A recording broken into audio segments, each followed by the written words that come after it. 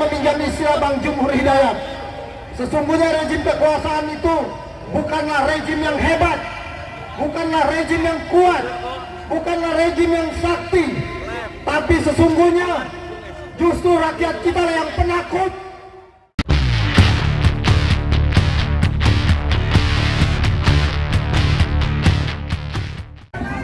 Bapak-bapak Ibu, boleh saya bicara sedikit ya.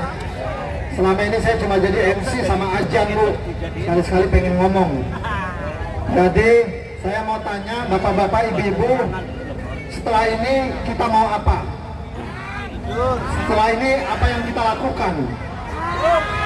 Kita sudah mengetahui bahwa MK telah memutuskan perkara menolak semua gugatan sengketa pemilu dari 01 dan 03. Lalu apa yang terjadi?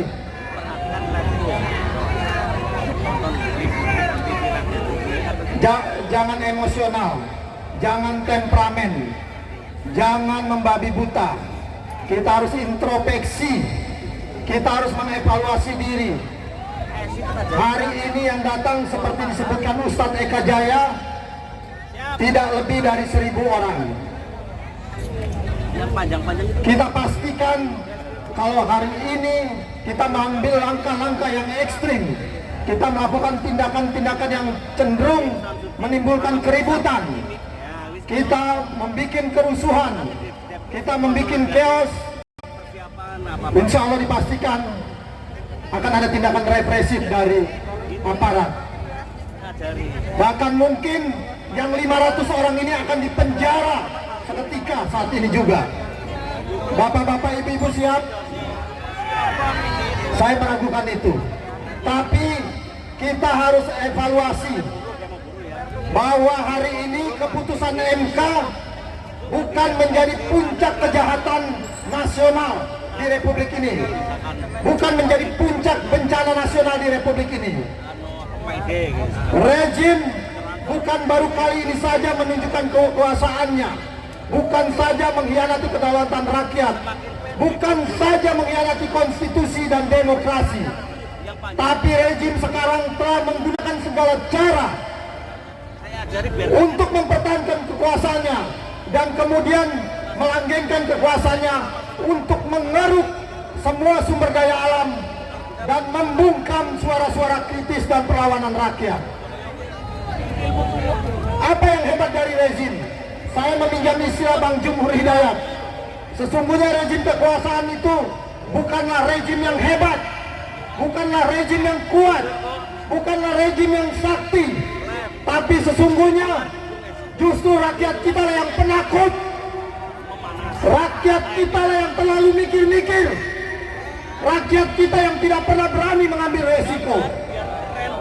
Hari ini bapak-bapak, ibu-ibu mungkin tidak sadar, yang punya pelajar, yang punya mahasiswa tidak sekalipun pernah membersamai aksi ibu-ibu.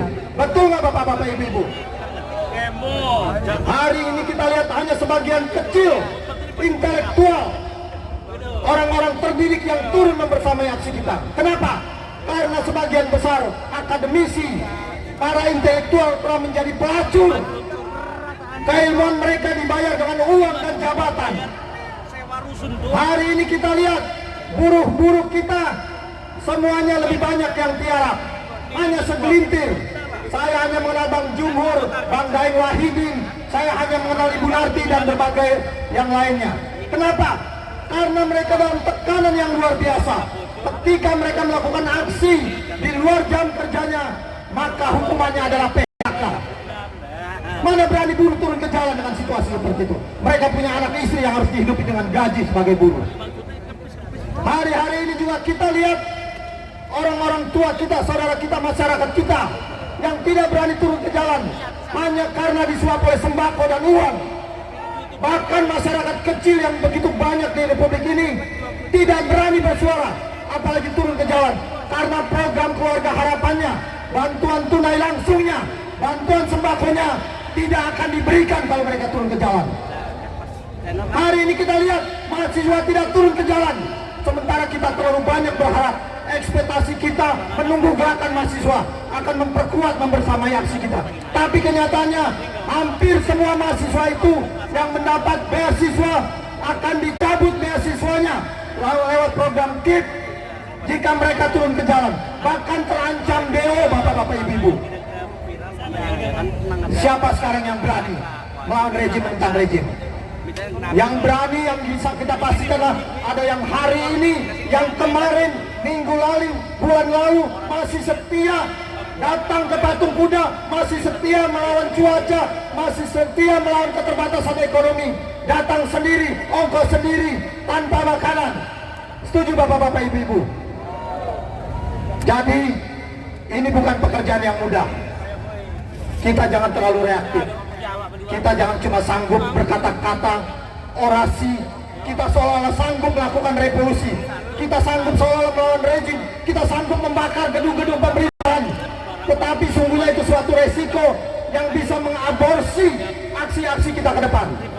Oleh karena itu bapak-bapak, ibu-ibu, tolong, nanti akan ada pandangan umum, akan ada arahan dari para tokoh, mungkin dari ulama, mungkin dari para jenderal yang insya Allah hadir. Bagaimana kita menindaklanjuti ini? Bagaimana kita kemudian tetap komitmen dan konsistensi meneruskan perjuangan ini? Mohon kesabarannya, mohon kesetiaannya, mohon pengorbanannya untuk perjuangan Indonesia yang lebih baik. Terima kasih. Merdeka, merdeka, merdeka. Allahu Akbar. Assalamualaikum warahmatullahi wabarakatuh. Waalaikumsalam warahmatullahi wabarakatuh. Tetap semangat. Saya akan berikan mic ini kepada Pak Ustadz Selamat Ma'arif. Lanjut nanti, mohon maaf karena keadilan yang kita minta, maka setelah Pak Ustadz Ma'arif nanti akan ada dari 03 Mbak Rena, siap-siap. Oke. Setelah Mbak Rena nanti ada Buya. Dan untuk 6 elemen, untuk yang mewakili 6 elemen silakan berada di belakang panggung. Sekali lagi, untuk yang mewakili 6 elemen, silakan berdiri di belakang panggung. Oke. Dan selanjutnya dari Tripilar ada. Dari Tripilar. Lewat dulu. Belum ada. Kalau nggak ada lewat dulu. Lewat. Dari GFPDR, Bapak Marwan Batubara sudah ada di lokasi. Bapak Marwan Batubara belum ada juga. Dari GPKR siap. Kami persilakan. Kita dikat dulu karena sudah memasuki waktunya sholat zuhur. Kita